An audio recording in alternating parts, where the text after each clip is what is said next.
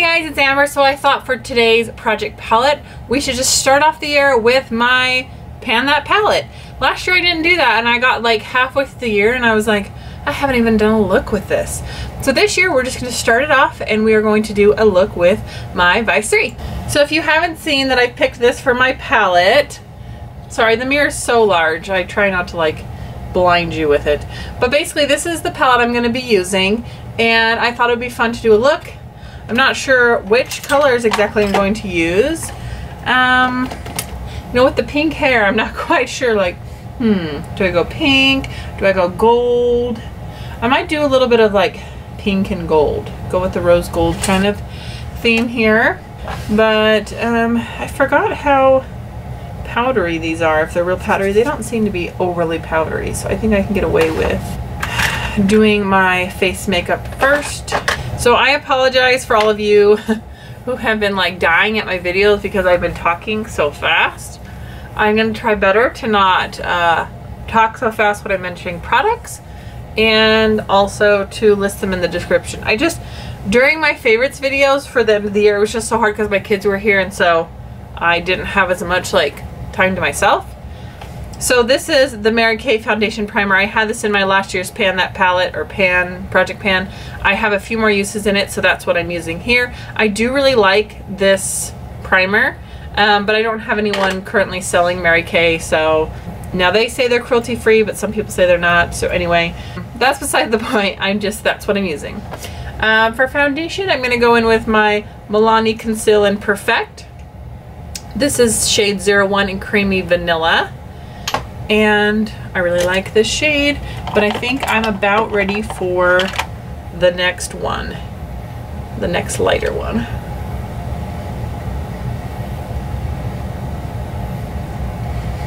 I haven't really played around with much color since I've dyed my hair, so this will be interesting. I heard that Sonia Kashuk is just going to be doing brushes and bags and not carrying as much makeup at Target. But this is a Sonia Kashuk brush that I bought in one of their sets a while ago, probably a few years ago, and it's been really good. It's held up nice and I don't get a lot of shedding, so that's always good. Just thought I'd switch it up again and go back to a foundation brush instead of using my oval brush or my beauty blenders. Figured I would do something a little different today. I definitely have to get foundation on because with the pink it makes my skin look even redder, which is one of the reasons why I didn't want to do it for a long time. But it was kind of like, well, I'm not gonna let that stop me from doing something I want to do. Acne, rosacea shouldn't limit me, so I'm gonna do what I want to do anyway. It's interesting how many of you have like messaged me or said like, oh man, I totally wish I could do that. And I understand where like jobs are concerned. It's hard because a lot of them don't want you to have fashion colors, but if they don't, why not start with a few underlights or just a few, I mean, you could even put a couple streaks in and like have them hardly noticeable and, you know, put them under here or something, and then when you flip your hair over the other side you can have them like pop out. And there's lots of ways to get around it if you want to. Just try it out. I had a lady that I used to do her hair for a long time until I ended up moving to my home salon. But she wasn't allowed to have fashion colors in her hair. And so she had me just right under here do one blue streak. And she just called it her wild streak. And she said sometimes when she was feeling spicy, she would just like twist her hair up so she could see it right there. And she'd just wear it around and be like, I am going against the grain today. I don't condone getting your bosses mad. I don't want anyone to get in trouble. But I just thought that was funny. That's what she did. And she just kind of laughed like, well, I'm just going to put a tiny one in because I want to. Oh man. I think a while ago someone requested for me to share like crazy salon stories. I don't even know, guys. I've had some very interesting clients over the years. Some of them is kind of sad, and so I don't want to say it in like a laughing manner because it's just straight up sad. We had a lady that used to come in who legit, I think, lived out of her van. And it was so sad because I think she must have been on some sort of drugs, because she had this like rash on her chest. Where my salon was located was kind of a busy street, and there was like a bus stop right there. So we got a lot of interesting people kind of coming up and down our street, and sometimes they'd kind of wander in. The Essence eye primer, and for my concealer I used my Essence Camouflage Full Coverage Concealer in Ivory. Alright, so I'm going to start in with that first shade over here, which is called Truth, and put that all over my lid. So she'd come in, and poor thing, her hair was always just a disaster, and she would ask if there's anything that we had that would help like the rash on her chest, and I just felt so bad because she was so thin and she just looked hard, like she had a hard life, and I just felt bad for her. And I was just kind of like, no, I mean, we have like hemp lotion, we have, you know, this lotion, but I was like, I just don't think I have anything. But I'm pretty sure that could have been like a skin side effect from whatever she was possibly using. But at one point, I don't know how she got money, but she did get enough money to come in and get a haircut, and she was assigned to me. I think I'm gonna go into this color called Downfall, and then use some of this DTF, and then I think I'm gonna do maybe some of the Sonic on the lid, and maybe the Lucky underneath lash line or something. Maybe a little Alien. Well, we'll see. So she came in to get her haircut, and she's just like, she had really kind of thin, straggly hair, and she wanted her hair to be more voluminous. So I'm like, well, you know, we could put some layers in, but we don't want to layer it too much because it's going to thin it out too much. And I was younger at the time, so I had a harder time kind of standing my ground when it came to people that really were just kind of like, this is what I want. Well, she just kept saying that, you know, her ends needed to be trimmed so terribly. And she just kept saying she wanted more volume, but she didn't really want to cut. And I was just like, I don't really know what you want me to do. She wanted me to literally take the thinning shears and go through the top of her head. So I'm like, I really don't want to do this. I think it's going to thin it out too much. And she's like, no, I just want it thin, so it just kind of comes up like this. So like I did like the most minuscule, I mean, I asked her and made sure, like, can I trim your ends a little bit? She said yes. So I mean, I literally cut such little hair off the ends that it stuck to the scissors. And I'm one of those people that I don't go overboard when cutting people's hair, because I always feel like you can take a little more off, you can't put it back on. So I just cut off this tiny, tiny bit, and I thinned it out just a little bit, and, you know, blow dried it or whatever.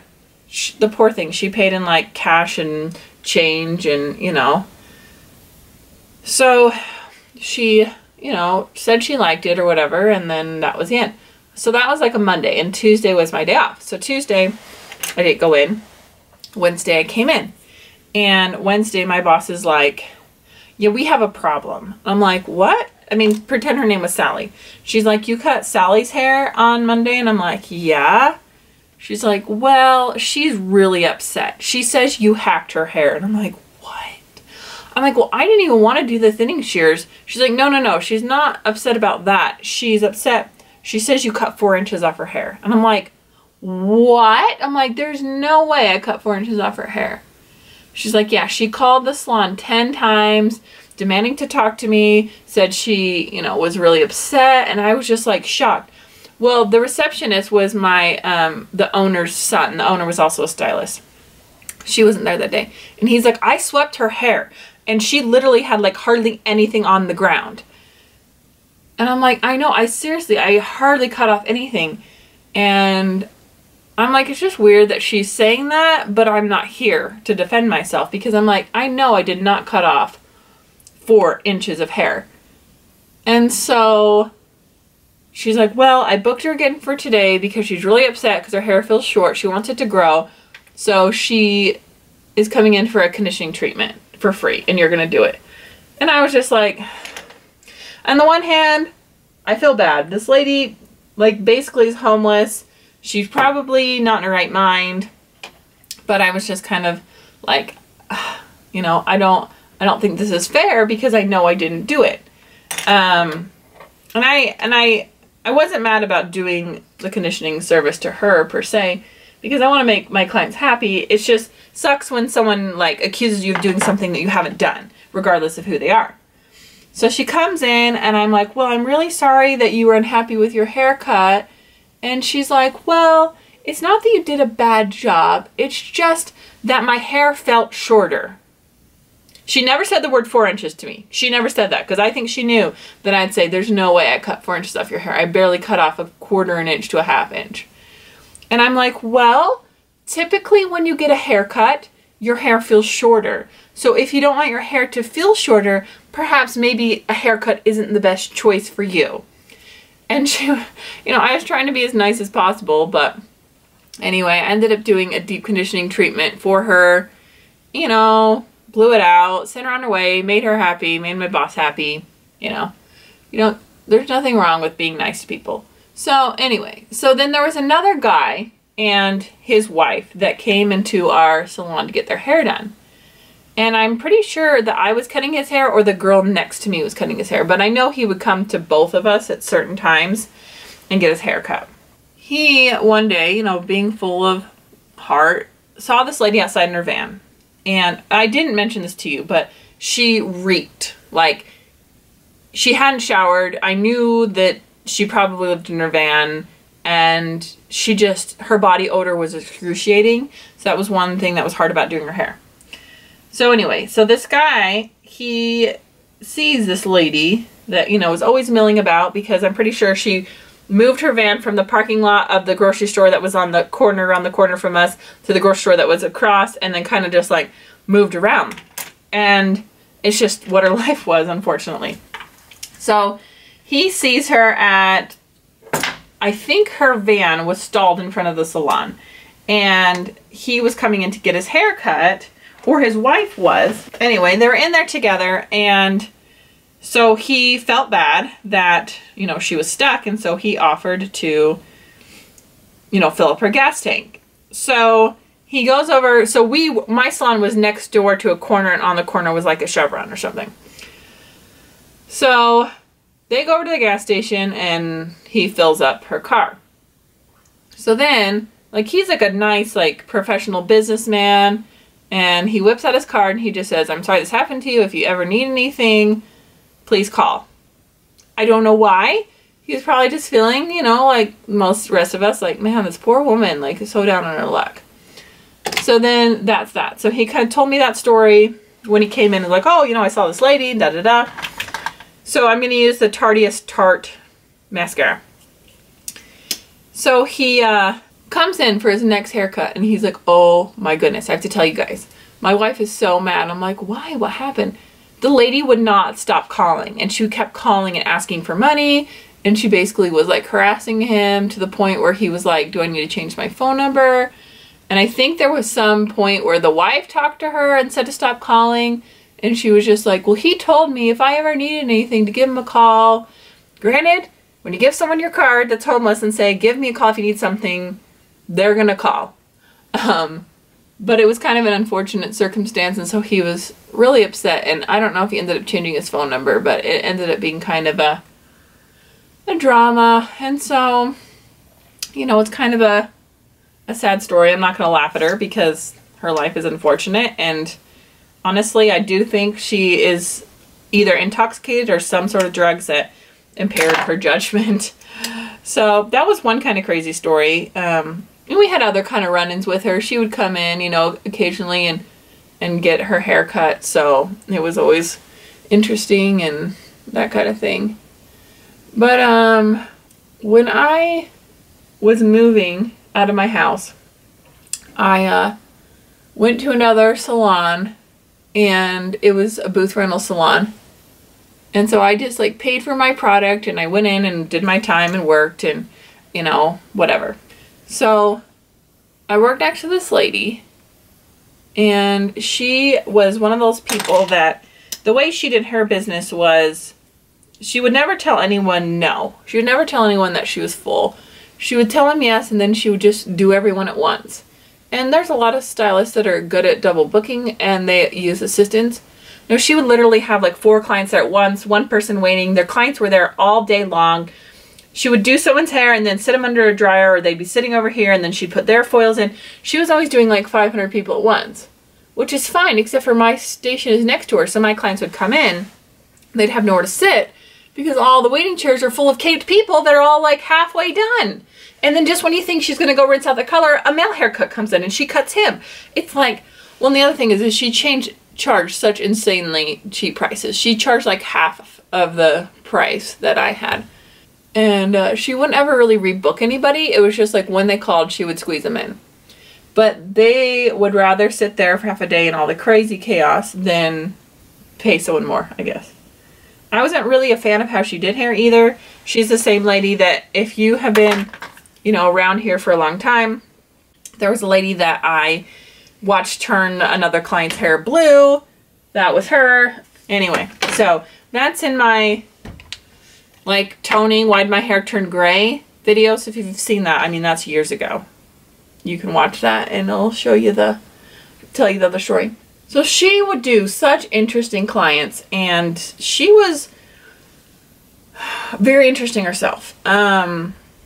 She had more of a free spirit and she liked to wear very edgy clothes. She was in her mid-50s and she just was kind of loud and kind of obnoxious, I would say, to the point where the things she did bothered other people. She was the one always stealing my color. She was always using my back bar products. She was rude.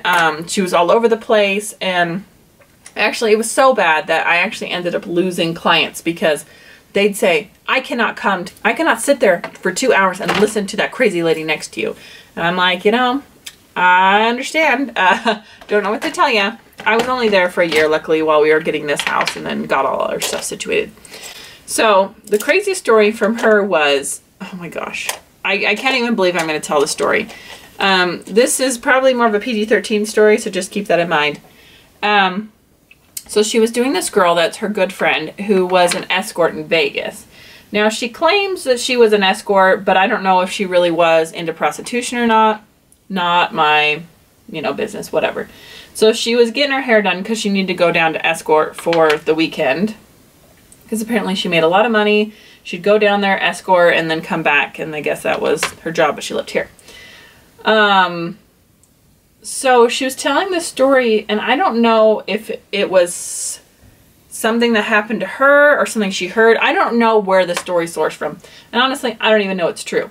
But I do know that this story was told at my salon, so I'm just going to say what it was. So apparently there was these girls, and they found this guy, and they were like, you know, hanging out with him and stuff. And he was like, oh, let's go back to my room. And so she was like, okay, you know, and then I guess they were like making out and stuff, and she just had this really weird feeling that things were weird. And so she like texted or called her friend, and her friend came and got her, and they left. And so they came back home from Vegas, and she started developing this like weird mouth sore. And they're like all freaked out, like, what is this? And so, okay guys, this is so gross. Like, trigger warning, anything warning. If you are freaked out or grossed out by gross things, do not watch the rest of this video. So, no lie, this is what they said. Granted, I cannot claim that any of this is true. This is just what I've heard. And it might be that this doesn't happen. It's totally bogus. I don't know. So this was my Anastasia Brown Wiz pomade. Dipbrow pomade in soft brown. So she claimed, so she went to the doctor to figure out what was wrong with her. And the doctor like did some testing, and then they came back and they're like, what have you been doing? Where have you been? And she said, you know, that she'd gone to Vegas and she'd kissed this guy. Well, apparently she had this like fungus or something in her mouth that happens to people that they get when they eat human flesh. So I know, that's just so gross and disgusting. But this is literally the story that's being told while I'm working next to me. This is the craziest one. So literally, I guess when people are cannibals, they get this weird So apparently this was some sort of thing that people got from eating people's flesh. So what they were scared of is that literally the guy that she met in Vegas, that she went to his hotel or whatever, that had kissed, was a cannibal. And who knows what was gonna happen. And I think she got it like treated and is fine now. I don't know. It's all hearsay. This is Prosecco Pop from Becca. But that is by far the craziest thing I've ever heard from someone else while doing hair. And I'm just sitting there with my client and we're just like looking at each other like, are you hearing what I'm hearing? Like, is this legit like cannibalism and Vegas and escorts? It's like, I don't even know what to say. It was just too bizarre. And maybe, I don't know. I can't verify it's true or not. This is the Rimmel Exaggerate Full Color Liner in East and Snob. So I hope you enjoyed those interesting stories, I guess. I'm going to use my Grande lips. This is, what color is this? It's like the mauve color. Yeah. So, I mean, I've done hair for so long, sometimes it's hard for me to remember everything, but those were two that definitely stood out to me.